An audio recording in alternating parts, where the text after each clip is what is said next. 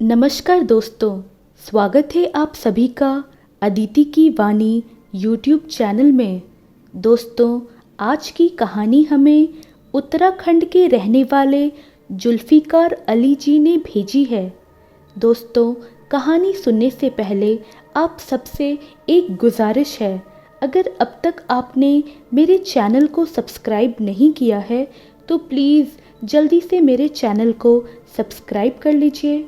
और अगर आपको मेरी कहानियाँ पसंद आ रही हैं तो प्लीज़ मेरी कहानियों को लाइक और शेयर करना बिल्कुल ना भूलें। तो चलिए शुरू करते हैं आज की ये कहानी। आज रात आओगी ना मिलने? कहाँ? वहीं जहाँ हम हमेशा मिलते हैं। नहीं बाबा, मैं नहीं आ सकती। पर क्यों? घर पर सभी होते हैं, कैसे आऊँ? मुश्किल होगी, किसी को पता चल गया तो? अरे कुछ नहीं होगा, हम पहले भी तो मिले हैं, मैं कुछ नहीं सुनूंगा। ये कहकर राजीव ने फ़ोन कट कर दिया। सुमन हेलो हेलो करती रह गई। हर बार यही होता है, राजीव को जो चाहिए तो बस चाहिए। फिर सुमन की कुछ नहीं सुनता और सुमन को फिर हर हाल में उसकी बात माननी होती है। आखिर प्यार भी तो बहुत करती है उससे। अब क्या करूं? वो इंतज़ार करेगा, जाना तो होगा ही। देखते हैं रात को क्या होता है। सुमन ये सोचकर फिर सर झटक कर अपनी काम में लग गई। सुमन और राजीव दोनों एक दूसरे को प्यार करते हैं और उनका ये प्यार स्कूल टाइम से था। राजीव पास के गांव में रहता था।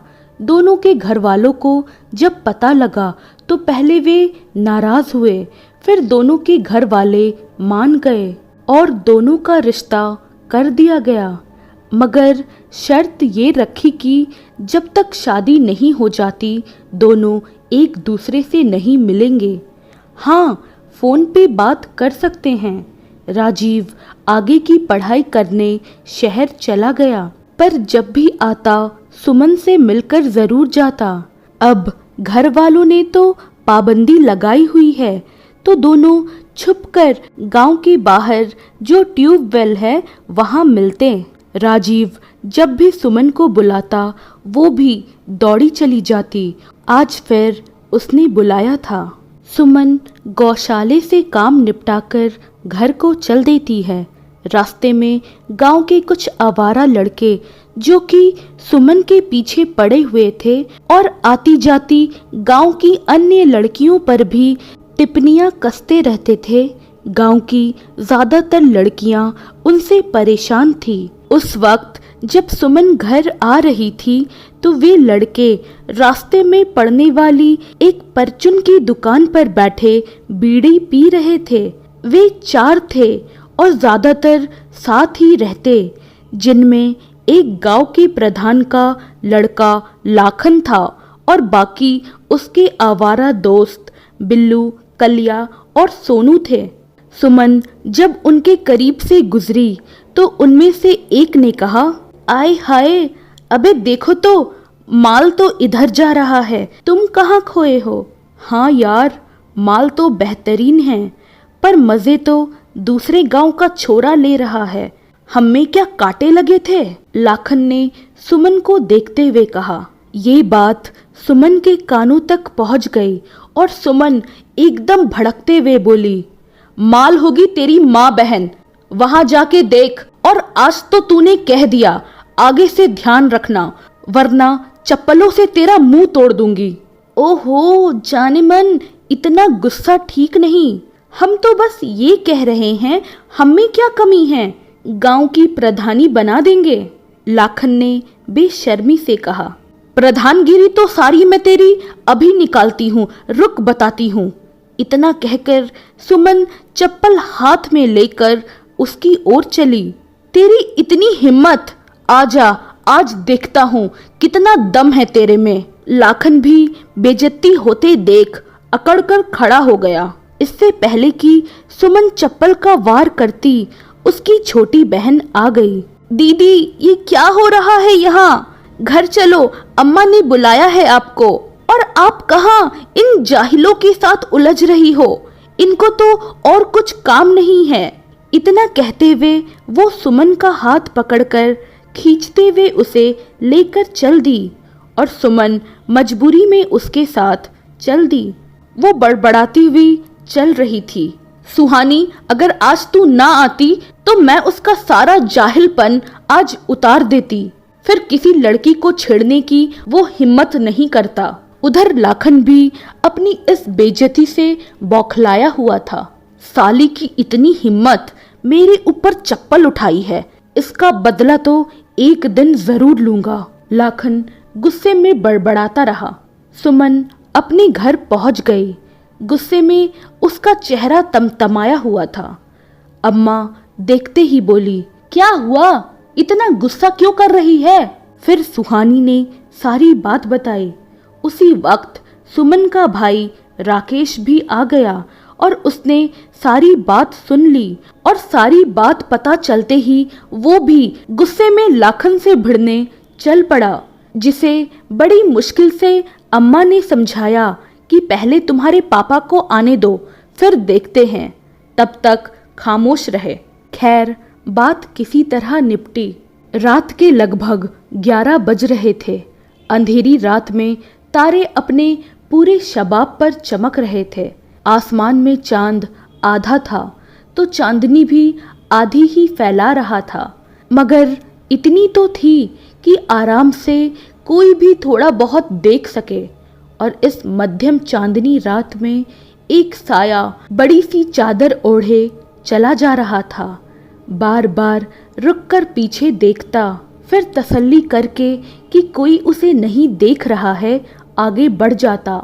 गलियां, रास्ते, खेतों की पगडंडियों को पार कर गांव से कुछ ही दूर एक खेत के किनारे बने कमरे के पास जाकर वो साया रुका।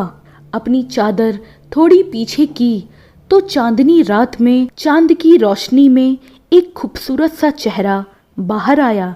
ये कोई और नहीं, सुमन ही थी, जो कि अपने महबूब की ख्वाहिश को पूरी करने आई थी। तभी कमरे में से एक हैंडसम सा नौजवान बाहर आया और सुमन के करीब आकर खड़ा हो गया। बेशक वो राजीव ही था। दोनों ने एक दूसरे को प्यार से देखा और मुस्कुराए।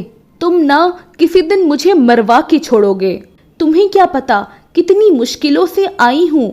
वो तो शुक्र है सुहानी का, बेचारी कितनी मदद करती है। सुमन ने प्यार भरी नाराजगी से कहा। ओहो जाने मन, तो मत ही आती, हम इंतजार करते रहते। और दुनिया की बेस्ट साली है सुहानी, देखना हम भी बेस्ट जीजा साबित होंगे, राजीव ने प्यार भरे लहजे में कहा। अच्छा जी, सुमन बोली। अच्छा चलो उधर बैठकर बातें करते हैं, राजीव बोला। नहीं, मुझे जल्दी जाना है, अम्मा जाग गई तो बखेड़ा खड़ा हो जाएगा।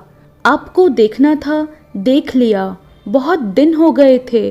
पता नहीं कब आपकी पढ़ाई पूरी होगी, कब हमारी शादी होगी और ये चोरी चोरी मिलने का झंझट खत्म हो। सुमन बोली, ये तो कोई बात नहीं, अभी आई और अभी ही चलने की बातें। चलो ना उधर बैठते हैं थोड़ी देर। राजीव सुमन का हाथ पकड़ के ट्यूबवेल से खेतों में पानी ले जाने वाली पक्की नली के पास ले गया और वे दोनों पानी में पैर डालकर बैठ गए। राजीव एक टक सुमन को देखे जा रहा था और सुमन राजीव को। दोनों एक दूसरे में खोए थे। तभी एक कड़क आवाज ने उन्हें एक झटके में ही सपनों की दुनिया से बाहर लाकर खड़ा किया। सामने लाखन और उसके तीनों साथी शैतान के अवतार के रूप में खड़े थे। ओहो, दोनों एक दूसरे पर बड़ा प्यार लुटा रहे हो, तनिक थोड़ा प्यार लुटाने का मौका हमें भी दे दो, लाखन शैतानी लहजे में बोला। लाखन, तुम यहाँ क्या कर रहे हो? सुमन गुस्से से बोली। देख रहे हो बबलू, इसके तेवर तो अभी भी वही हैं। लाखन अपने दोस्त की ओर देखकर बोला। अभी ढीली हो जाएगी, बबलू ने जवाब दिया। सुमन, कौन है ये और क्या चाहते हैं हमसे? राजीव ने सुमन से पूछा। गांव के आवारा हैं जो अपने बाप के पैसों के नशे में अय्याशी करते फिरते हैं। आज ये दिन में मुझसे चप्पल खाने से बच गया, सुमन ने कहा। उसी का बदला लेने तो आए हैं हम। तूने सरे आम मुझ पर चप्पल उठा के बहुत बड़ी गलती कर दी सुमन। आज तेरी इज्जत तेरे इस यार के सामने ही लुटेगी। चलो रे, लग जाओ काम पर। इतना कहकर लाखन और उसके साथी सुमन की ओर बढ़े। उनमें से एक सोनू ने जैसे ही सुमन को हाथ लगाया तभी राजीव के हाथ का एक जोरदार घूसा पड़ा और वो पीछे जा गिरा। इससे पहले दूसरा बढ़ता राजीव की एक किक उसको लगी तो वो दर्द से पेट पकड़कर वहीं बैठ गया। तुम्हारी इतनी हिम्मत, मेरे होते सुमन को हाथ भी लगा दो? ये कहकर राजीव ने लाखन का गिरेबान पकड़कर उसके मुंह पर लगातार घूंसे मारे, जिससे वो दर्द से करहा उठा। इतने में बिल्लू राजीव को मारने आगे आया। राजीव ने लाखन को छोड़ उस पर मुक्के बरसाने शुरू कर दिए, लेकिन तभी लाखन के एक साथी ने पीछे से छिपकर एक डंडे से राजीव के सर पर वार किया। राजीव का सर चकराने लगा। सुमन चीख मारकर राजीव से लिपट गई। राजीव जब तक इस वार से संभलता, वो सब एक साथ उस पर टूट पड़े। सुमन चिल्ला रही थी, रो रही थी, मेरे राजीव को मत मारो, मेरे राजीव को मत मारो। लेकिन वो कहाँ मानने वाले थे।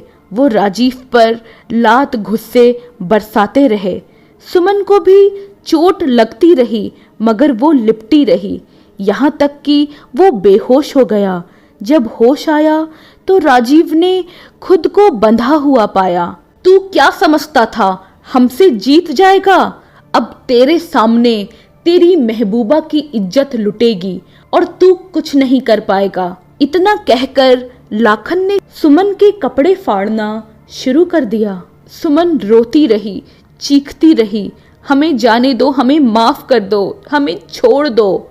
उधर राजीव भी चीख रहा था, चिल्ला रहा था कि प्लीज ऐसा ना करो, मेरी सुमन को छोड़ दो, हमने तुम्हारा क्या बिगाड़ा है।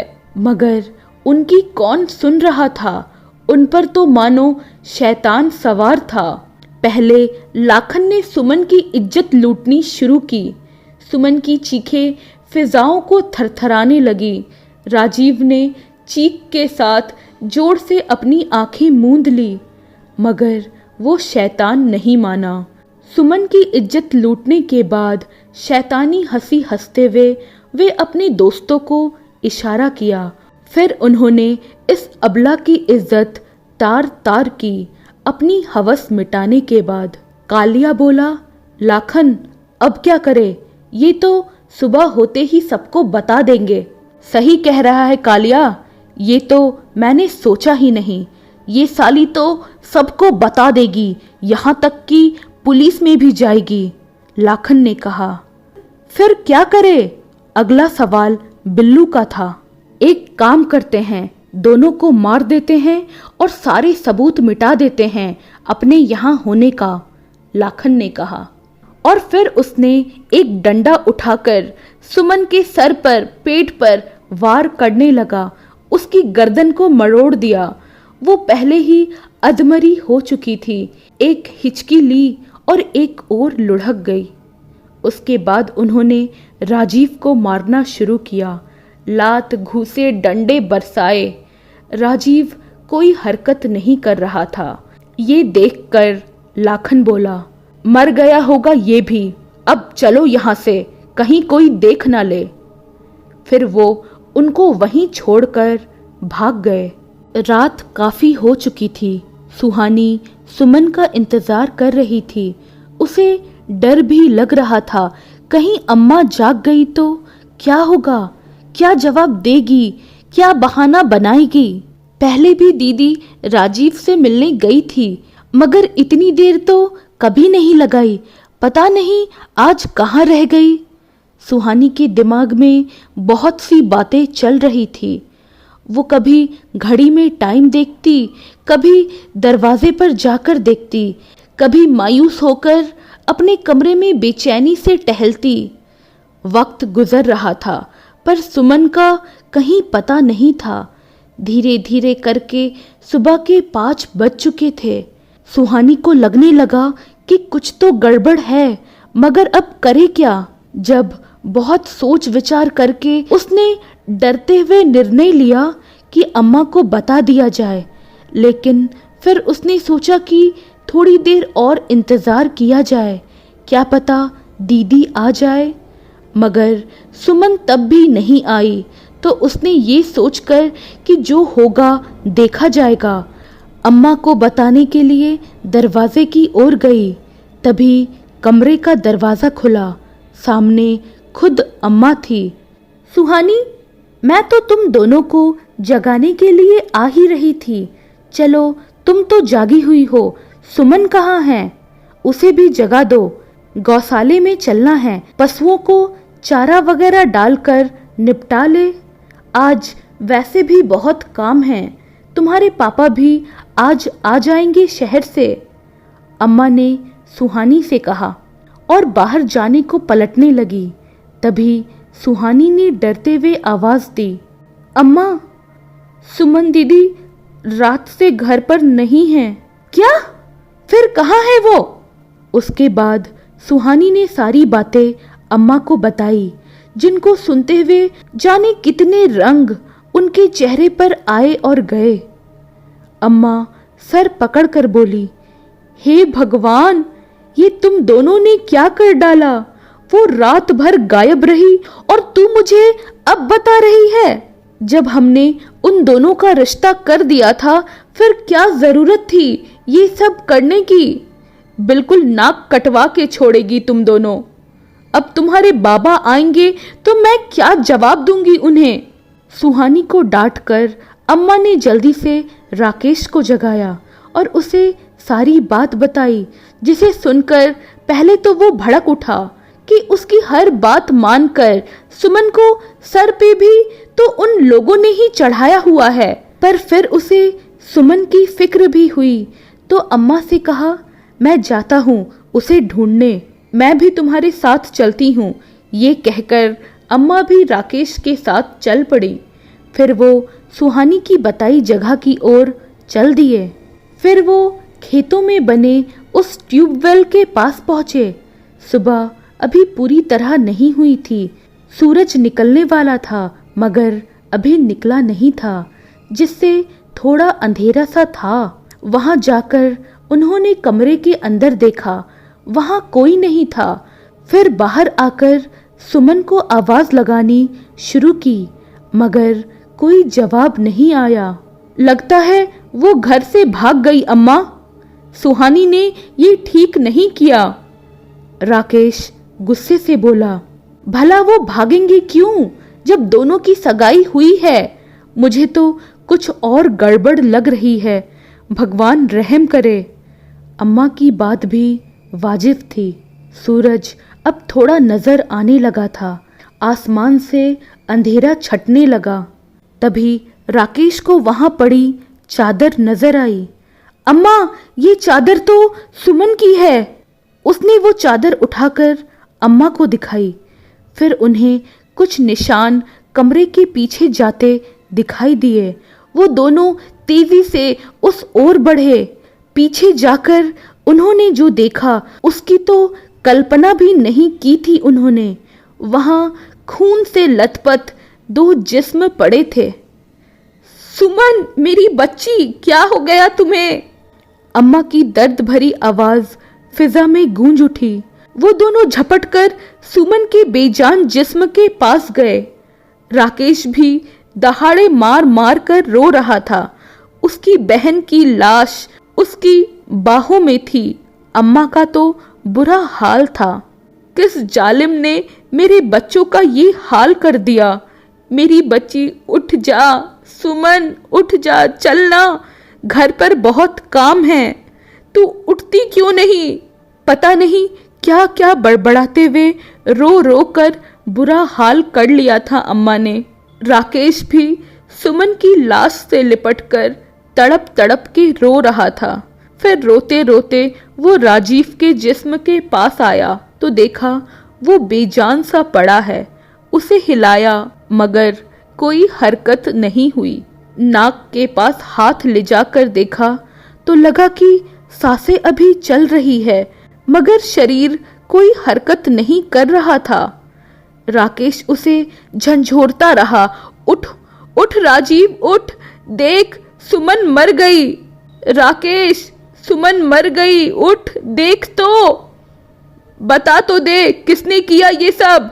नहीं छोड़ूंगा, जिसने भी तुम्हारा ये हाल किया उसका इससे बुरा करूंगा, पर तू उठ तो। मगर राजीव के शरीर में कोई हरकत नहीं हुई तो वो उठकर फिर सुमन के पास आया। उठ मेरी बहन, तू तो उठ जा, अपने भाई से क्यों नाराज है। उन दोनों की आवाज सुनकर खेतों में आने वाले लोग भी वहां आ गए।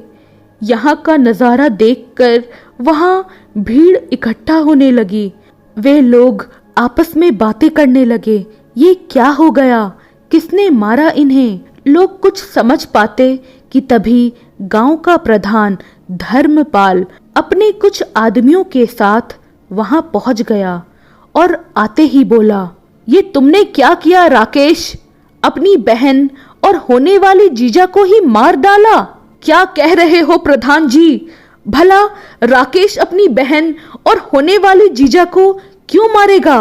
किसी ने कहा, और कौन मारेगा, साफ साफ दिखाई दे रहा है इसकी बहन के साथ राजीव की लाश भी पड़ी है। ये यहाँ क्या कर रहा था। जाहिर है ये दोनों चुपके चुपके मिल रहे होंगे, जिन्हें यहाँ देखकर राकेश का खून खौल गया होगा और गुस्से में उसने उन्हें मार डाला। कोई और भाई भी होगा तो यही करेगा। धर्मपाल ने पूरी कहानी लोगों को समझाई। हाँ, ये हो सकता है। वैसे भी सभी को पता है कि दोनों ने जबरदस्ती सगाई करवाई थी अपनी। प्रधान के साथ आया एक व्यक्ति बोला, चलो ये तो ठीक किया, अब कोई गांव की लड़की आवारागर्दी तो नहीं करेगी। फिर वही आदमी बोला, अब क्या करे प्रधान जी। भीड़ में से कोई दूसरा व्यक्ति बोला, करना क्या है, पुलिस को तो खबर करनी ही होगी। प्रधान ये कहकर पुलिस के पास फोन करने लगा।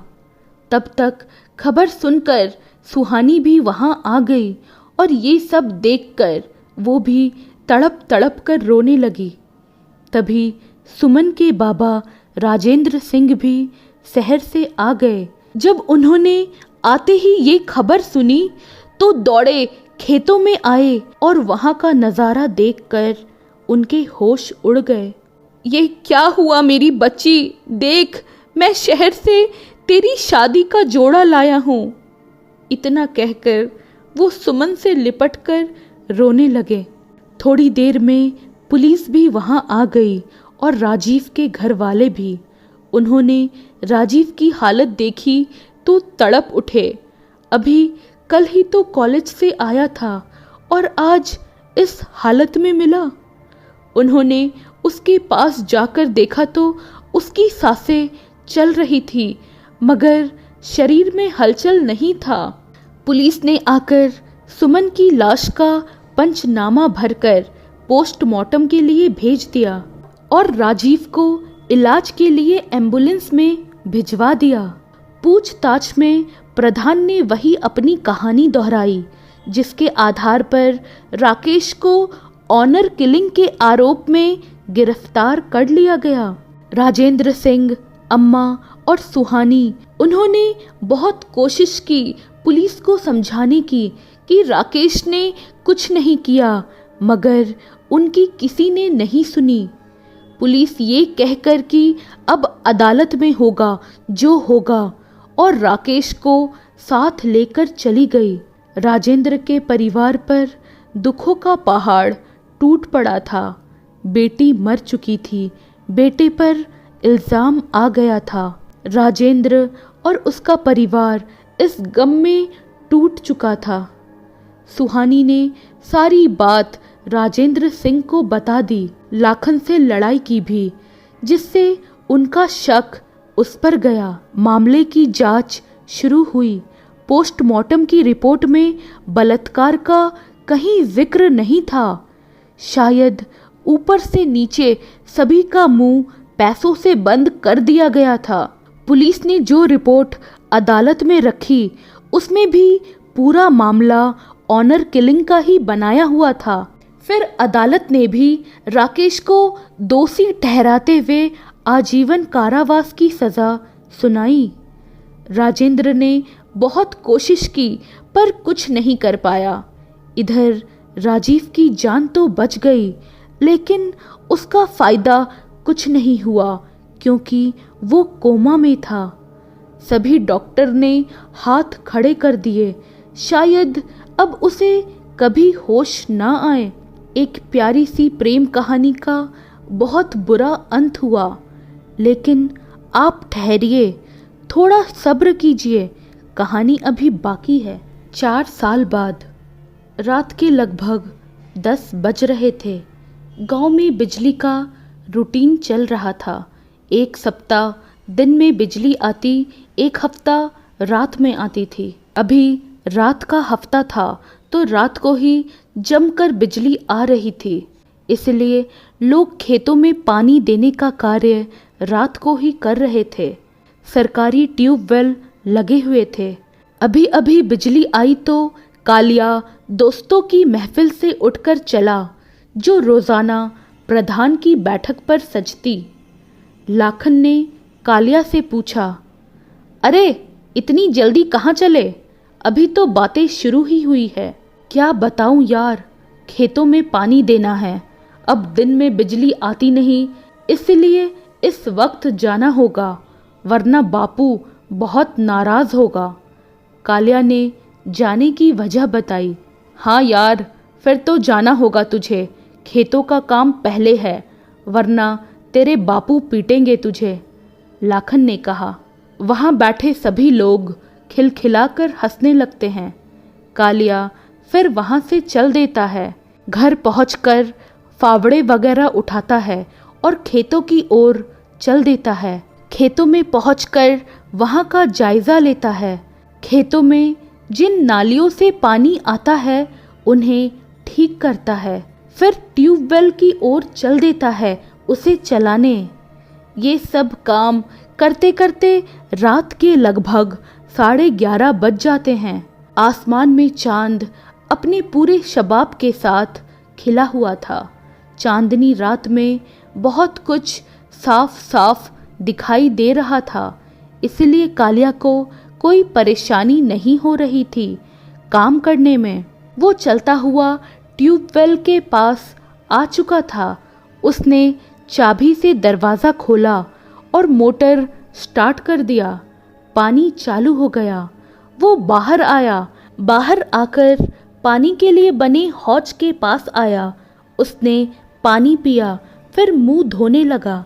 तभी ट्यूबवेल का मोटर अचानक बंद हो गया। उसने देखा लाइट तो आ रही है, फिर ये बंद क्यों हुआ? सर झटक कर वो फिर कमरे के अंदर आया। देखा स्विच बंद है। उसने दोबारा चलाया और फिर बाहर आ गया।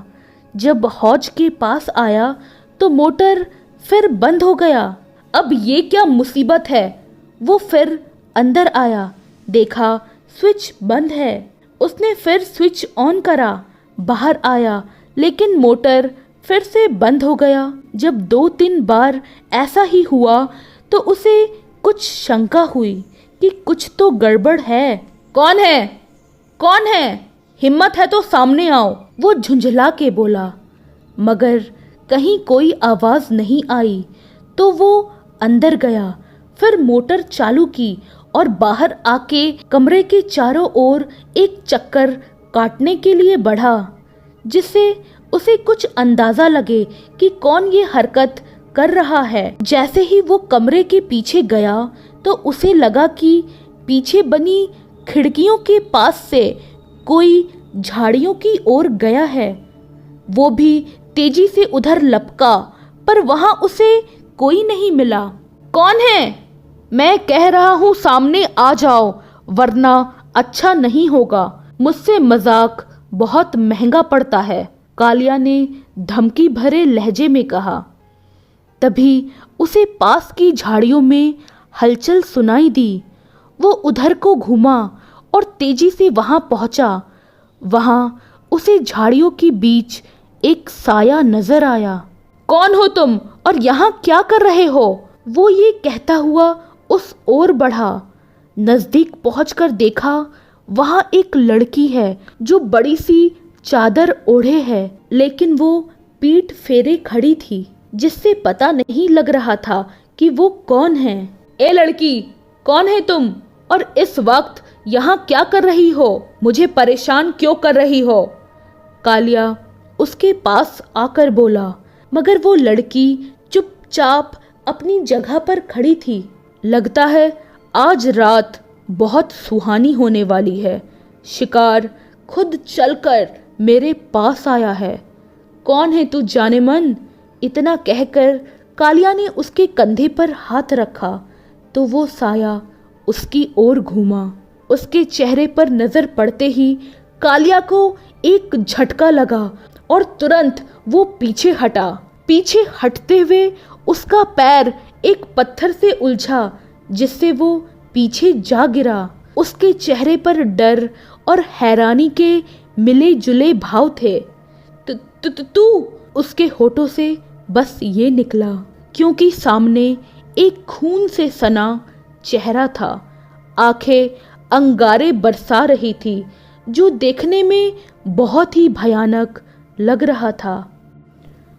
हाँ, मैं सुमन तुमसे बदला लेने लौटी हूँ। अब सब मरेंगे, एक एक करके सब। वो खून से सना साया दहाड़ा। कालिया डर और हैरत से बोला, तुझे तो हमने मार डाला था।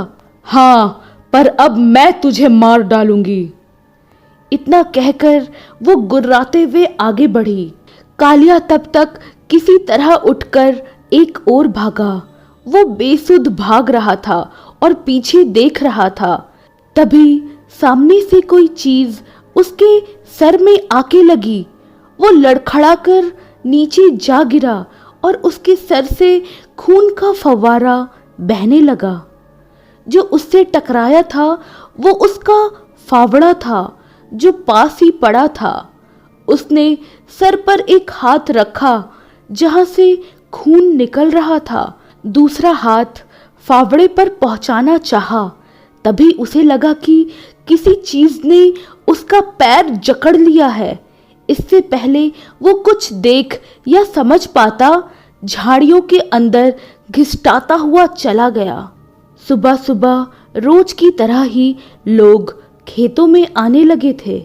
हरिया, जिसका खेत ट्यूबवेल के पास था, वो भी रोज की तरह अपने खेत पर आ रहा था। जब वो ट्यूबवेल के पास पहुंचा तो वहां पास के पेड़ पर उसे कुछ लटका हुआ सा दिखाई दिया। वो हैरानी से उस ओर बढ़ा और पास जाकर देखा, एक जिस्म बिल्कुल नंगा सा पेड़ पर लटक रहा था, जिसको उसके कपड़ों से ही गले में फंदा डालकर लटकाया हुआ था।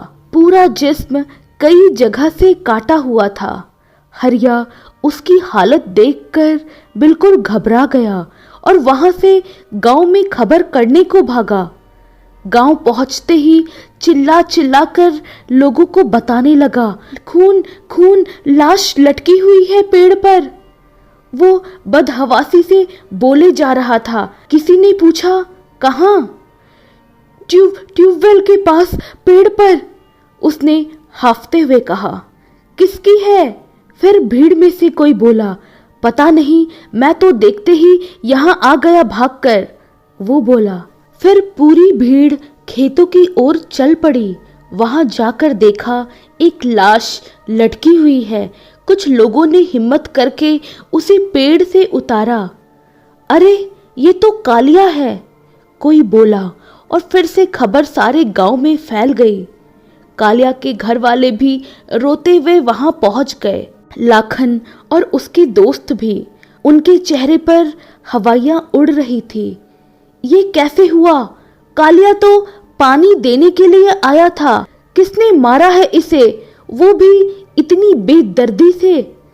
लाखन ने बिल्लू से कहा। पता नहीं, ये जंगल तो वही है जहां सुमन। बिल्लू इससे पहले कुछ और बोलता, लाखन ने उसे चुप कर दिया। बेवकूफ, क्या बोल रहा है? कहाँ बोल रहा है? देख तो ले, किसी ने सुन लिया तो। लाखन ने उसे धीरे से डांटा। मुझे तो डर लग रहा है और कालिया पर रोना आ रहा है। हमारा दोस्त मर गया, सोनू बोला। फिर प्रधान धर्मपाल ने पुलिस को खबर कर दी। पुलिस आ गई। लाश का पंचनामा भरकर पोस्टमार्टम के लिए भेज दिया गया। लोग आपस में खुसर फुसर करते हुए छटने लगे। सभी की बातों में एक ही सवाल था कि ऐसा किसने किया। लाखन और उसके साथी भी वहां से आ गए। प्रधान धर्मपाल ने लाखन को घर पहुंचने का इशारा किया। लाखन बिल्लू और सोनू को लेकर अपने घर की ओर चल दिया। थोड़ी देर में वो तीनों लाखन के घर पहुंच गए और धर्मपाल का इंतजार करने लगे। ज़्यादा इंतजार नहीं करना पड़ा। जल्दी ही प्रधान धर्मपाल भी घर पर आ गए। आते ही उन्होंने तीनों को अंदर अपने कमरे में चलने का इशारा किया। वो तीनों धर्मपाल के पीछे पीछे चल दिए। उन्हें इस बात का अंदाज़ा हो गया था कि कुछ तो गड़बड़ है। अंदर कमरे में पहुंचकर धर्मपाल ने उन्हें बैठने का इशारा किया और खुद भी सोफे पर बैठ गए। उसके बाद उन्होंने बोलना शुरू किया। पुलिस वाले कह रहे हैं कि जिस प्रकार कालिया का कत्ल हुआ है, उसे देखकर लग रहा है कि कोई इससे बहुत ज़्यादा नफरत करता है। उसने उसे तड़पा तड़पा के मारा है, यहाँ तक कि उसका गुप्तांग भी काट डाला था मारने से पहले। इतना कहकर वो थोड़ी देर चुप रहे। लाखन बोला, ऐसा कौन कर सकता है? इस इलाके में तो किसी की हिम्मत नहीं कि कोई मुझे या मेरे दोस्तों को छू भी पाए। सभी डरते हैं हमसे। मत भूलो, तुमने सुमन का क्या हाल किया था। कहीं कालिया की मौत का संबंध उससे तो नहीं? धर्मपाल सोचते हुए बोला। उनमें से कौन कर सकता है? राजीव कोमा में पड़ा है, राकेश जेल में है, सुमन के बाबा और अम्मा इस सदमे में बीमार पड़े हैं। सुहानी को उन्होंने तभी अपने मामा के घर भेज दिया था यहाँ से। उनमें से कोई भी इस हालत में नहीं है कि वो किसी से बदला ले सके, बिल्लू ने बताया। हाँ, ये तो है, पर फिर और कौन है जो हमसे इतनी नफरत करता हो? सोनू ने सवाल किया। उसका भी पता चल जाएगा।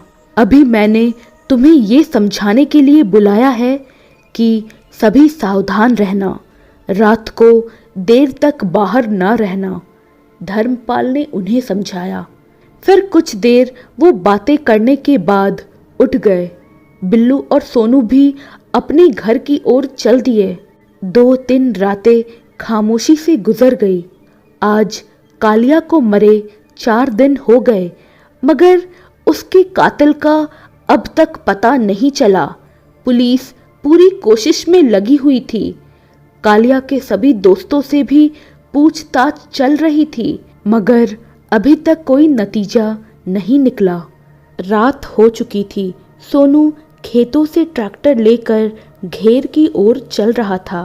घेर यानी जहां किसान अपने पशुओं को रखते हैं तथा खेती वगैरह का सामान रखते हैं। घेर में आकर ट्रैक्टर को एक साइड में खड़ा किया, जहां ऊपर टीन की चादर डालकर ट्रैक्टर खड़ा करने की जगह बनाई हुई थी। चाबी रखने के लिए वो वहां बने कमरे में गया। एक कमरे के एक कोने में बनी हुई खूंटी पर चाबी टांग कर बाहर आ गया और वहां से घेर जाने के लिए चला। गली तक पहुंचकर बड़ा सा लोहे और टीन की चादरों से बना गेट खोलने ही वाला था कि पशुओं में हलचल सी हुई। गाय खूंटे से बंधी थी जो अब थोड़ी हलचल करने लगी और खूंटे के चारों ओर फिरने लगी, मानो खूंटे को भी उखाड़ना चाह रही हो। इन पर क्या मुसीबत आ पड़ी, अभी तो शांत थी। इतना कहकर वो उस ओर चला जिधर पशुओं को बांधा हुआ था। वहां जाकर देखा कि सभी जानवरों में बेचैनी का आलम है। सोनू ने उनकी घास को देखा तो सभी की कुंडों में घास मौजूद था। उस वक्त अंधेरा काफी हो गया था, मगर वहां जलने वाली बल्ब की वजह से रोशनी ठीक ठाक थी। सब कुछ तो ठीक है, फिर ये इतनी बेचैन क्यों हो रही है? ये सोचते हुए उसने इधर उधर देखा तो उसे वहां कोई भी नजर नहीं आया। सोनू सब चेक करने के बाद फिर घर की ओर बढ़ा तो उसे कमरे में से कुछ आवाजें आती सुनाई दी। वो चौंका क्योंकि कमरा तो खाली था। अब उसे लगा कि शायद कोई चोर है और उसे देखकर ही पशुओं में बेचैनी हुई। वो थोड़ी सावधानी से कमरे की ओर बढ़ा। उसने धीरे से दरवाजा खोला और अंदर आकर लाइट जलाई। कमरा खाली था। वहां से बाहर आकर दूसरे कमरे की ओर बढ़ा। आज खैर नहीं उसकी, जो भी अंदर घुसा हो। ये सोचते हुए वो दूसरे कमरे तक आ पहुंचा और धीरे से उसका दरवाजा भी खोला, मगर वहां भी कोई नहीं था। जब वहां उसने कुछ ना पाया तो सोचा शायद उसका ही वहम है और बाहर निकलने के लिए कदम बढ़ाए।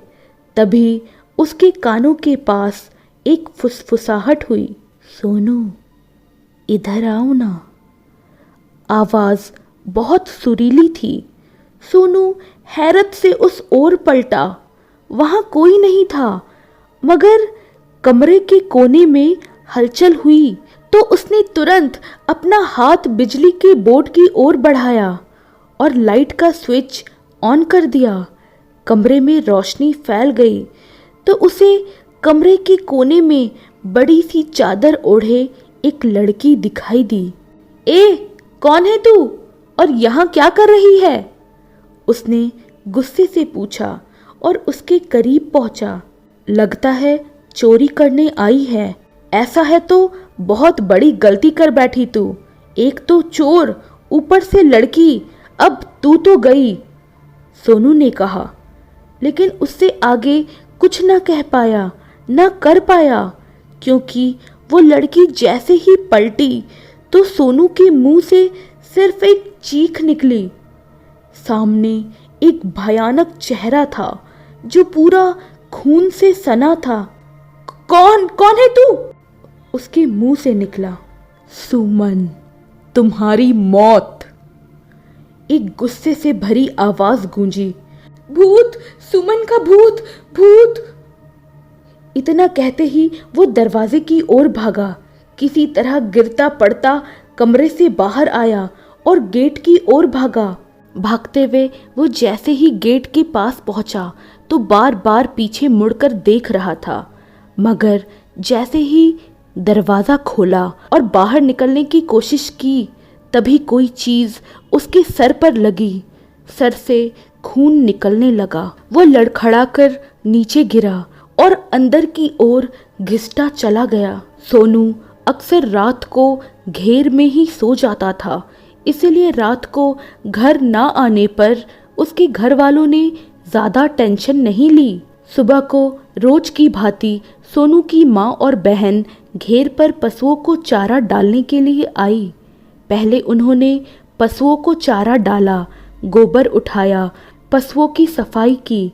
सोनू की माँ गोबर उठाकर उस ओर चली जहाँ वो रोज उपले बनाती थी। जाते जाते उसने कहा, रेखा, जब तक मैं आऊं तू झाड़ू लगा लेना और कमरे में सोनू सो रहा होगा उसे भी उठा देना, खेतों में भी जाना है उसे। इतना कहकर वो चली गई और सोनू की बहन झाड़ू लगाने लगी। एक कमरे में सफाई करके जब उसने दूसरे कमरे का दरवाज़ा खोला तो सामने जो देखा उसे देखकर उसकी चीख निकल गई। सामने पंखे से फंदा लगाए सोनू लटक रहा था। पूरा शरीर खून से नहाया था, बदन पर कोई कपड़ा नहीं था। रेखा लगातार चीखे जा रही थी। रेखा की चीख सुनकर आस पड़ोस के लोग भी भागे हुए घेर की ओर आए और देखते ही सहम गए। सोनू की माँ भी तब तक वहां आ गई। अपनी बेटे का बुरा हाल देखकर उसने भी चीख मारी और बेहोश हो गई। वहां इकट्ठा औरतें उनको होश में लाने का प्रयत्न करने लगी। थोड़ी देर में ही प्रधान, उसका बेटा लाखन और बिल्लू भी वहां आ गए। उनके चेहरे पर हवाइयां उड़ रही थी। साफ जाहिर था उनका शक अब यकीन में बदलने लगा था कि जो भी कोई ये कर रहा है वो उन चारों का दुश्मन है। मगर वो है कौन? पुलिस आई। सोनू का भी पंचनामा भरकर पोस्टमार्टम के लिए भेज दिया गया। एक बार फिर पुलिस जांच शुरू हो गई। गांव में लगातार होने वाली हत्याओं ने डर का माहौल बना दिया था। लाखन और बिल्लू ने दरवाजे पर लात मारी। दरवाजा तेज आवाज के साथ खुला। कौन है? दरवाजा तोड़ने का इरादा है क्या? अम्मा कमरे में से निकल कर आई। हम हैं बुढ़िया, लाखन ने कहा। तुम यहाँ क्या करने आए हो? मेरा पूरा घर उजाड़ कर अब क्या लेने आए हो यहाँ? सुमन की अम्मा ने नफरत से कहा। बुढ़िया बता कौन है? किसकी इतनी हिम्मत हुई है? किसने मारा है मेरे दोस्तों को? लाखन ने आगे बढ़कर अम्मा का गला पकड़ लिया और बोलने लगा। अम्मा का दम घुटने लगा। वो हाथ पैर चलाने लगी मगर लाख कोशिश से भी लाखन की पकड़ से ना छूट पाई। तभी राजेंद्र वहां पहुंचता है। उसके हाथों में एक हथियार थी। लाखन छोड़ दे अम्मा को, वरना आज ये हथियार तेरे पेट में उतार दूंगा, राजेंद्र ने गुस्से से बोला। लाखन अम्मा को छोड़कर उस ओर बढ़ा। बूढ़े तू मुझे मारेगा? बता कौन है जिसने मेरे दोस्तों को मारा है, वरना तेरा ये औजार तेरे पेट में ही घुसा दूंगा, लाखन गुस्से से बोला। मार दे हमें, अब हमें मौत से डर नहीं लगता। वैसे भी मेरे पूरे परिवार को तो तूने तबाह कर ही दिया है, मगर याद रख इंसाफ करने वाला ऊपर बैठा है। तुम्हारे पापों का घड़ा अब भर चुका है। 2 मर गए, अब तू भी जरूर मरेगा, राजेंद्र ने चेतावनी वाले लहजे में कहा। लाखन गुस्से में राजेंद्र की ओर बढ़ा। तभी बिल्लू ने उसे रोका। रुको लाखन, बात ज्यादा बढ़ाने से कोई फायदा नहीं। और सुन बुड्ढे, पता तो हम लगा ही लेंगे कि कौन है, और अगर हमें पता चला कि इसमें तुम्हारा हाथ है तो तुम लोग तो मरोगे ही, साथ में वो तेरी एक बेटी और है, उसका भी अंजाम तेरी पहली बेटी वाला होगा, बिल्लू ने राजेंद्र को धमकी दी। उसके बाद वो दोनों वहां से निकल गए। उनके जाने के बाद अम्मा बोली, जो भी कोई ये सब कर रहा है बहुत अच्छा कर रहा है, इनके साथ ऐसा ही होना चाहिए। प्रधान की बैठक पर आज सिर्फ लाखन और बिल्लू बैठा था। गांव में डर का माहौल था। लोग शाम होते ही घरों में कैद हो जाते थे, बाहर कम ही निकलते थे। पूरे गांव में अफवाह का बाजार गर्म था। थोड़ी देर में धर्मपाल भी वहां आ जाता है। मैंने पहले ही कहा था कि जो भी है वो तुम सबका दुश्मन है। जिस बेदर्दी से उसने कालिया और सोनू को मारा, उससे जाहिर होता है कि वो तुम लोगों से बहुत नफरत करता है, धर्मपाल बोला। हमसे नफरत करने वाले तो बहुत है, मगर इतनी हिम्मत किसमें पैदा हो गई समझ में नहीं आ रहा, बिल्लू बोला। एक बार पता लग जाए फिर बहुत बुरी मौत मारूंगा उसे। लाखन दांत भींचते हुए बोला। अब गुस्से में कोई बेवकूफ़ी मत करना तुम लोग। पिछली बार तो बचा लिया था मैंने तुम्हें, लेकिन अब सभी जानने वाले पुलिस वालों का ट्रांसफ़र हो चुका है यहाँ से। मैं कुछ नहीं कर पाऊँगा। वैसे भी पुलिस वालों को तुम पर ही शक है कि कहीं दोस्तों ने ही ना मार दिया हो उन्हें। धर्मपाल ने उन्हें समझाया। बिल्लू, कुछ दिन तुम भी यहीं रहो। जब तक कातिल का पता नहीं चल जाता यहाँ आने की किसी में हिम्मत नहीं, लाखन ने बिल्लू से कहा। लाखन ने बिल्लू को अपने घर ही रोक लिया। 5 दिन गुजर गए, कुछ नहीं हुआ। पुलिस ने दोनों से भी पूछताछ की, अभी तक उन्हें कातिल का कोई सुराग नहीं मिला था। रात हो चुकी थी। लाखन और बिल्लू बैठक पर बैठे टीवी पर सिनेमा देख रहे थे। यार बिल्लू, आखिर कब तक हमें ऐसे ही डर डर कर रहना होगा? कई दिन हो गए, ना शराब ना शबाब, ऐसा कैसे चलेगा? लाखन बिल्लू से बोला। हाँ यार, कह तो तू सही रहा है, पर क्या करे? तेरे बाप ने ही तो हिदायत दी है कि रात को अकेले बाहर ना निकलना, जब तक कातिल नहीं पकड़ा जाता। बिल्लू ने कहा। देख भाई, मुझसे तो रहा नहीं जा रहा बिना शराब के। चल दोनों इकट्ठा चलते हैं। वो जो भी है अकेले में वार करता है, इकट्ठे नहीं। वैसे भी अभी रात ज़्यादा भी नहीं हुई। जल्दी से जाएंगे, जल्दी से आ जाएंगे। और डर मत, मैं घर से कट्टा उठा लूँगा। साला कोई सामने भी आया तो उड़ा देंगे। लाखन ने बिल्लू से कहा। यही कमी है तुझ में, किसी की सुनता नहीं। ठीक है चल, लेकिन बस ठेके पर जाएंगे, दारू लेंगे और वापस आ जाएंगे। कोई और फालतू के काम कुछ नहीं करेंगे। बिल्लू ने हार मानते हुए कहा। उसके बाद वो दोनों बैठक से उठकर ठेके की ओर चल देते। ठेके पर पहुंचकर उन्होंने दारू ली। वहाँ और भी शराबी दारू पी रहे थे। कुछ खरीदने के लिए अब भी लाइन में लगे हुए थे।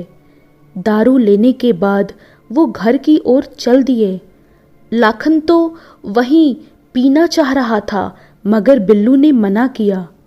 खैर वो दोनों वहाँ से चल दिए। जब आ रहे थे तब इक्का दुक्का लोग नज़र भी आए थे, मगर अब घर जाते हुए उन्हें रास्ते में कोई नहीं मिल रहा था। गलियां सुनसान थी। किसी किसी घर के बाहर बल्ब जल रहे थे तो वहाँ रोशनी थी, बाकी गलियों में अंधेरा था। पर वो दोनों अपनी धुन में मस्त चले जा रहे थे। 1-2 गलियों को पार करके अगली गली में लाखन का घर था। जिस गली से वो आ रहे थे वो एक चौराहे पे खत्म हुई। वो वहाँ से अपनी गली को मुड़ने वाले थे, तभी दूसरी गली से एक लड़की बड़ी सी चादर ओढ़े उनके सामने आई और उनके आगे आगे चलने लगी। लाखन और बिल्लू ने एक दूसरे को देखा। लाखन ने बिल्लू से कहा, आज रात रंगीन करने का सामान तो मिल गया। जो भी है साली को उठा ले चलते हैं, पूरी रात मजे करेंगे। कह तो तू सही रहा है, चल फिर देर किस बात की। वैसे भी आज तेरे पिताजी भी घर पर नहीं हैं और तेरे बाकी घर वाले तो अंदर वाले हिस्से में रहते हैं। बैठक में मजे करेंगे। बिल्लू ने कहा। ए छोरी रुक, देख अपनी 2 ही कमजोरी है, शराब और सबाब। देख तू प्यार से चलेगी तो भी मजे करेंगे और हम पैसे भी देंगे, वरना हम जबरदस्ती करेंगे। चलना तो तब भी पड़ेगा ही तुझे। लाखन बोला। वो लड़की रुक गई। ये हुई ना समझदारी वाली बात। ये कहकर लाखन तेजी से उसके पास आया। चेहरा तो दिखा दे जाने मन। ये कहकर लाखन ने उसे कंधे से पकड़कर अपनी ओर घुमाया, पर जैसे ही लड़की के चेहरे पर नजर पड़ी तो उसके होश उड़ गए। सामने एक खून से सना चेहरा था जिसकी आंखें लाल थी, मानो शोले दहक रहे हों। तू उसके शब्द गले में ही अटक रहे थे। हाँ, मैं, तेरी मौत, सुमन। वो साया गुर्राया। तुझे तो हमने मार डाला था, बिल्लू बोला। अब तू मरेगा साले, तुझे मारने के लिए ही तो लौट कर आई हूं मैं, सुमन बोली। लाखन भाग, ये सुमन का भूत है, हम भूत से नहीं जीत सकते। इतना कहकर बिल्लू वहां से भागा। लाखन भी उसके पीछे भागा, पर जैसे ही वो गली में घुसने के लिए मुड़े, पहले बिल्लू के सर में कोई भारी चीज आकर टकराई, क्योंकि वो आगे भाग रहा था। बिल्लू के सर से खून निकलने लगा और वो वहीं जमीन पर गिर पड़ा। इतने में लाखन भी वहां पहुंच गया। हवा में उड़ता हुआ एक हथौड़ा उसको भी जाकर लगा, मगर वो एक ओर झुक गया। हथौड़ा उसके सर पर तो नहीं, मगर कंधे पर लगा। वो भी दर्द से बिलबिलाता हुआ गिर पड़ा, मगर जल्दी ही संभल कर उठकर भागना शुरू कर दिया। वो भागता रहा, एक बार भी उसने पीछे मुड़कर नहीं देखा। सामने उसे अपने घर का गेट नजर आया। वो उसमें घुसने को लपका, तभी फिर हवा में उड़ता हुआ हथौड़ा पीछे से उसकी ओर आया, मगर वो फिर भी बच गया और गेट के अंदर दाखिल होकर एकदम से गेट को बंद कर दिया। उधर बिल्लू ने उठने की कोशिश की, मगर तभी किसी ने उसके पैर पकड़े और वो अंधेरी गलियों में घसीटता हुआ चला गया। उधर लाखन घर के अंदर पहुंच गया और भूत भूत चिल्लाने लगा। उसकी आवाज़ सुनकर उसके घर वाले, उसकी माँ, बहन, छोटे भाई और नौकर चाकर उठ गए। उसकी हालत देखी तो उसकी माँ बोली, हाय मेरे बच्चे, तेरी ये हालत किसने की? उन्होंने आगे बढ़कर उसे संभाला। भूत, भूत, सुमन का भूत, वो हमें मार डालेगी। उसने ही कालिया और माखन को मारा और अब बिल्लू वही है, उसे भी मार डालेगी। लाखन बोले जा रहा था और सब उसकी बातें हैरानी से सुने जा रहे थे। जब पता चला कि बिल्लू बाहर है तो उसे ढूंढने के लिए उनके नौकर लठ लेकर उसे ढूंढने निकले। आवाज सुनकर आसपास के लोग भी बाहर आए। उन्हें पता चला तो वो भी ढूंढने चले गए, मगर बिल्लू उन्हें कहीं नहीं मिला। हर बार की तरह इस बार भी बिल्लू की लाश मिली।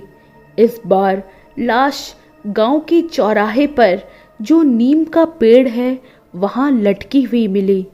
फिर पुलिस आई, पंचनामा भरा गया और पोस्टमार्टम के लिए भेज दिया गया।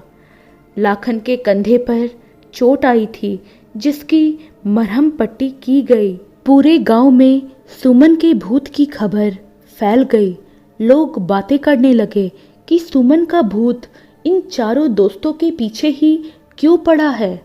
लोगों को शक होने लगा कि कहीं सुमन की मौत के पीछे इनका तो हाथ नहीं। लाखन कई दिन घर से बाहर नहीं निकला। धर्मपाल ने उसके घर से बाहर निकलने पर पूरी तरह पाबंदी लगा दी। रात को तो बिल्कुल भी नहीं। इस तरह 1 महीने से ज़्यादा वक्त गुजर गया, कोई गड़बड़ नहीं हुई। पुलिस ने लाख कोशिश की, पर कातिल कौन है इसका पता नहीं लगा पाया। धर्मपाल अपने कमरे में था, तभी किसी का फ़ोन आया। धर्मपाल ने हेलो कहा, मगर दूसरी तरफ से जो भी कहा गया उससे धर्मपाल के चेहरे का रंग बदलने लगा। उसने कहा, ठीक है, मैं अभी आता हूँ। किसका फ़ोन है? धर्मपाल की पत्नी ने पूछा। धर्मपाल ने इतना कहा कि आकर बताऊंगा और तेजी से बाहर निकला। सामने से लाखन आ रहा था। पिताजी, क्या बात है? अब रात को इस वक्त कहाँ जा रहे हो? लाखन ने पूछा। आके बताऊंगा, अभी जल्दी में हूँ। इतना कहकर धर्मपाल वहाँ से गाड़ी उठाकर चल गया। बाकी घर वाले अपने अपने कमरों में जाकर सो गए, मगर लाखन की आंखों में नींद नहीं थी। थोड़ी देर वो कमरे में सोने की कोशिश करता रहा, मगर जब नींद नहीं आई तो बाहर आंगन में आकर टहलने लगा। फिर कुछ सोचकर बैठक की ओर गया। बैठक का एक दरवाज़ा आंगन की ओर था और दूसरा बाहर सड़क की ओर था। लाखन आकर वहाँ पड़े सोफे में बैठ गया। टीवी ऑन किया, मगर वहाँ भी थोड़ी देर ही बैठा और वहाँ से उठकर वापस आंगन में आ गया तो उसे कोने से लगती दीवार के पास जो पेड़ लगाए हुए थे वहाँ कुछ हलचल सुनाई दी। उसका ध्यान उस ओर गया तो वो उस ओर देखने लगा। फिर कुछ सोचते हुए वहाँ पहुँचा तो एक झटका लगा, क्योंकि वहाँ बड़ी चादर ओढ़े सुमन खड़ी थी। तू तू यहाँ भी आ गई? लाखन घबराते हुए बोला। तू जहन्नुम में भी चला जाएगा तो वहाँ भी तुझे नहीं छोड़ूंगी, सुमन का भूत बोला। लाखन उसे देखकर उधर भागा जिधर मकान बना हुआ था, मगर कुछ पैर में लगा और वो धड़ाम से नीचे गिर पड़ा। जब तक वो उठने की कोशिश करता, सुमन उसके पास पहुंच गई। सुमन के हाथ में एक हथौड़ा था। उसने उसे ऊपर उठाकर लाखन के सर में जोर से मारना चाहा। तभी एक धमाके की आवाज गूंजी और गोली सुमन के कंधों को छूते हुए चली गई। सुमन वहीं लड़खड़ाकर गिर गई। गोली चलाने वाला और कोई नहीं, धर्मपाल था। कौन हो तुम जो सुमन का भूत होने का ड्रामा कर रही हो? तुम सबको बेवकूफ बना सकती हो, मुझे नहीं। और ऊपर से तुम्हारी इतनी हिम्मत कि मेरे घर में ही आकर मेरे बेटे को मारो, धर्मपाल गुस्से में बोला। लाखन हैरत से देख रहा था। उसकी समझ में नहीं आया कि भूत को कैसे गोली लग सकती है। पड़ा पड़ा क्या देख रहा है? उठ और देख कौन है ये, धर्मपाल ने लाखन से कहा। धर्मपाल अब भी उस लड़की पर बंदूक ताने खड़ा था। लाखन अपनी जगह से उठा और उसकी ओर आया। आकर उसने उस लड़की को उठाया। उसके बाद उसने चादर हटाई तो देखकर हैरान रह गया। ये तो सुहानी है, इसने मारा है सभी को। लाखन अब भी हैरत में था। इसने अकेले नहीं मारा, इसमें इतनी ताकत नहीं कि ये इतनी बेदर्दी से किसी को मार सके, धर्मपाल बोला। फिर कौन है इसके साथ?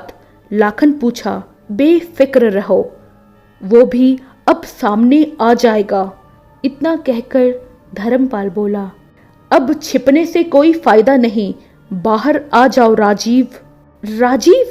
वो तो कोमा में है, लाखन बोला। अब कोमा से बाहर है, मैं कह रहा हूँ बाहर आ जाओ, वरना इस सुहानी को भी सुमन के पास पहुंचा दूंगा, धर्मपाल बोला। तभी राजीव पेड़ के पीछे से निकलकर सामने आया। ये सब क्या हो रहा है पिताजी? लाखन बोला। अब सब ये राजीव बताएगा, शुरू हो जाओ राजीव, धर्मपाल ने कहा। राजीव बोलना शुरू करता है। अभी कुछ दिन पहले अचानक मेरी आँख खुली तो मैंने खुद को अपने घर एक कमरे में पाया। दरअसल जब सब डॉक्टर ने मना कर दिया तो मेरे घर वाले मुझे घर ले आए, मगर बदले की आग ने मुझे फिर जगाया। मैंने घर वालों से सुमन का पूछा तो उन्होंने सब बताया कि कैसे तुम लोगों ने उसे मार डाला और सारा इल्जाम उसके भाई पर लगाकर बेचारे को जेल में डाल दिया। मैं बदले की आग में जल रहा था। मेरी जिंदगी का एक ही मकसद था, तुम लोगों से बदला लेना। फिर मुझे सुहानी का पता चला कि वो अपने मामा के घर में हैं। वहां गया तो देखा कि ये भी बदले के आग में जल रही है। फिर हमने प्लान बनाया और एक एक को मारना शुरू कर दिया। हम सुहानी के घर पे रहते, दिन में बाहर नहीं निकलते, मौके की तलाश में रहते और जब भी मौका मिलता एक एक को मारते रहे। हम ऐसे हालात बनाते जिससे लगे कि सुमन का भूत खुद बदला लेने आ रहा है। अब तुम लोगों का नंबर है। पर आपको कैसे पता चला पिताजी कि ये सब राजीव ने किया? लाखन ने धर्मपाल से पूछा। अभी भी पुलिस में मेरे जानने वाले हैं। उनमें से एक का मेरे पास फोन आया। किसी ने सुमन का केस फिर से खोलने की अपील की है और राकेश की बेगुनाही का बयान दिया है। मैं तुरंत शहर गया और पूरी जानकारी ली तो पता चला कि राजीव ने ये बयान दिया है और इसने हम सबके खिलाफ भी बयान दिया है। तब मैं पूरी बात समझ गया, घर की ओर भागा, क्योंकि अब अंदाज़ा लगाना मुश्किल नहीं था कि ये सब यही कर रहा है। और यहाँ आकर वही निकला जिसका मुझे अंदाज़ा था। तुमने गलती की, इसे छोड़कर अब वो गलती मैं नहीं करूँगा। ये दोनों मरेंगे। इतना कहकर धर्मपाल ने सुहानी पर गोली चलाने के लिए ट्रिगर दबाने की कोशिश की। तभी देर ना करते हुए राजीव ने अपने हाथ में पकड़ा हुआ हथौड़ा धर्मपाल की ओर उछाल दिया। हथौड़ा धर्मपाल को जाकर लगा। तभी धर्मपाल से गोली चल गई, जो सामने खड़े लाखन का सर भेदती हुई निकल गई। वो कटे पंछी की तरह गिरा। ये देखकर धर्मपाल ने जोर से चीख मारी, मेरा बेटा, ये क्या हो गया मुझसे? और फिर उसने अंधाधुन सुहानी को निशाने पर लेकर गोलियां चला दी। शायद राजीव पहले ही भाप गया था, इसलिए गोली चलाने से पहले ही वो सुहानी के पास पहुंच गया। उसने सुहानी को तो धक्का दे दिया, मगर खुद गोलियों की जद से ना बच सका और कई गोली उसके शरीर में जा धसी। सुहानी चीख मारकर राजीव से लिपट गई। इससे पहले धर्मपाल फिर गोलियां चलाता, तभी गेट खुला और राजेंद्र के साथ बहुत से गांव के लोग वहां आ गए। लाखन के घर वाले भी शोरगुल सुनकर बाहर आ गए। वहां का नज़ारा देखकर हर कोई हैरान था। धर्मपाल गुस्से में पागल हो गया था। उसके हाथों से उसका बेटा मारा गया था। उसने फिर सुहानी पर गोली चलानी चाही, पर बंदूक में गोलियां खत्म हो चुकी थी। फिर लोगों ने आकर धर्मपाल को पकड़ लिया। राजेंद्र ने राजीव को पड़ा हुआ देखा तो भागकर उसके पास आया। तू मत जाना मेरे बच्चे, हमें छोड़कर मत जाना। सुमन तो चली गई, पर तू मत जाना। राजेंद्र की आंखों में आंसू थे। सुहानी भी रोए जा रही थी। राजीव लड़खड़ाती जुबान से बस इतना बोला, मुझे जाना होगा। वो देखो, मेरी सुमन मुझे बुला रही है। मैंने उसका इंतकाम ले लिया। मैं उसे नहीं बचा पाया, लेकिन मुझे अब अफसोस नहीं। मैंने उसकी बहन को तो बचा लिया, अब मेरा यहाँ कोई काम नहीं। उसके बाद उसकी गर्दन एक ओर लुढ़क गई। सुहानी ने चीख मारी और राजीव से लिपट गई। राजेंद्र भी रोने लगे। अम्मा भी तब तक वहां आ गई थी और राजीव को लिपटकर रो रही थी। ये नज़ारा देखकर सभी गांव वालों की आंखों में आंसू आ गए थे। उसके बाद पुलिस को खबर कर दी गई। धर्मपाल को गिरफ्तार कर लिया गया। राकेश को छोड़ दिया गया। धर्मपाल को उम्र कैद की सज़ा हुई, लेकिन उससे भी बढ़कर सज़ा उसके लिए ये एहसास था कि उसके बेटे की जान उसके हाथों से गई। उसने अपने बेटे की गलतियों पर पैसे और ताकत का पर्दा डाला। आज वही बेटा उसके हाथों मरा और वो खुद उम्र कैद की सज़ा काट रहा है। तो दोस्तों, कैसी लगी आपको आज की ये कहानी? मुझे कमेंट कर ज़रूर बताइएगा। और दोस्तों, इसी तरह की और भी अच्छी अच्छी कहानियाँ सुनने के लिए जल्दी से मेरे चैनल को सब्सक्राइब कर लीजिए और मेरी कहानियों को लाइक और शेयर करना बिल्कुल ना भूलें। Thank you.